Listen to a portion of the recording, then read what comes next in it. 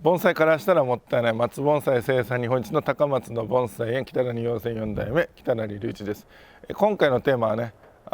黒松とか他の松でもよくあるんですけど、秋頃にねふっと枝が枯れるみたいな、そういうことがあるんですが、それのお話をちょっと深掘りしていこうかなと思います。で、本題に入る前に少しだけお時間ください。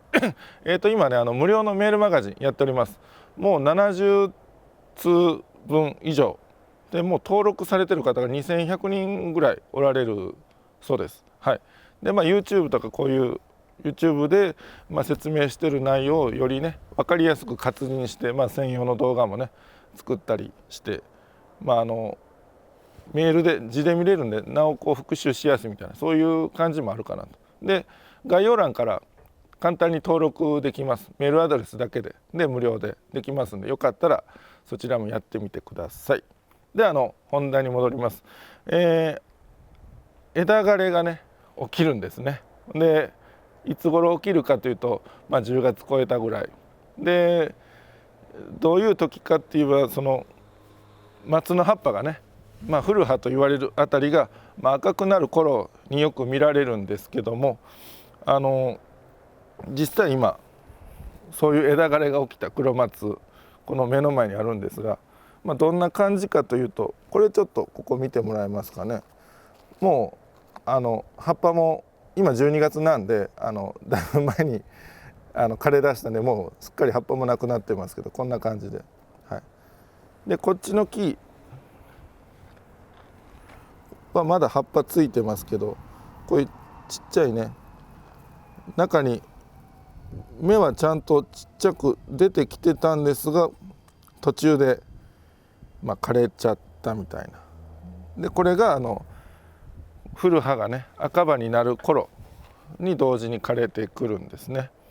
で、結論から言いますと、もう一部分だけこうやって枯れるのはもう僕の考えではもう自然現象みたいな感じで、もうこれはもう仕方がないんじゃないかなと。で、どういう管理してもすっごいそうですね、もう盆栽なんでちょっとね弱ってると、畑に下ろすよりか多少力が弱い中での盆栽管理にはなるんですが、だから畑ではこういう症状ちょっと出にくいかもしれないですけど、盆栽の中でこういう枝がポツポツ枯れるっていうのは、もう薬剤散布ちゃんとしようが、日々の水やりとかね肥料とかちゃんとやっても枯れる時は枯れるんじゃないかなと思ってます。で、こういうのに対してこういうのありますよというお話と、でこういうことがあるんだったらっていうのも一つ付け加えようかなと。で、秋ぐらいになってきたらその針金がかけやすい時期になってくるんですね。黒松でいうと芽切りした後の芽がしっかり固まってきてというような、ちょっと触っても折れにくいとかね取れにくいみたいになってくるんで、ただ10月頃にねこういうふうに赤葉になっていくのとともに枝もポンと枯れちゃうっていうのがあると、早い時期に針金かけた後にこういうもう仕方のない枝枯れが起きちゃうと、これもそうですけど、針金をかけてちょうどいいような感じにした後に枯れられるとね、なんか針金かけたのが本当なんかもったいないなっていう作業がね、またもう一回やり直さないとなんで二度手間な感じになるんですね。だからここでこういう枝枯れに対しての、針金かけとの関係性ですけど、もう枯れるんならちょっと枯れてもらってから針金でもいいんかなと思います。大体もう11月過ぎたら11月頃にはもう大体枯れる子は枯れる感じが出てきそうな気がするので、地域によってはね気温の差とかあるんで地域によっては変わると思いますけど、この辺の香川県ぐらいの気候だったら11月ぐらいになったらもう大体枯れる子は枯れるような感じで出てると思うんで、そんなんが分かってから針金かけるっていうのもいいんじゃないかなと思います。はい。でもうこれを防ぐとなるともうちょっと、前もね県のそういう、こういう症状を調べてもらえるね、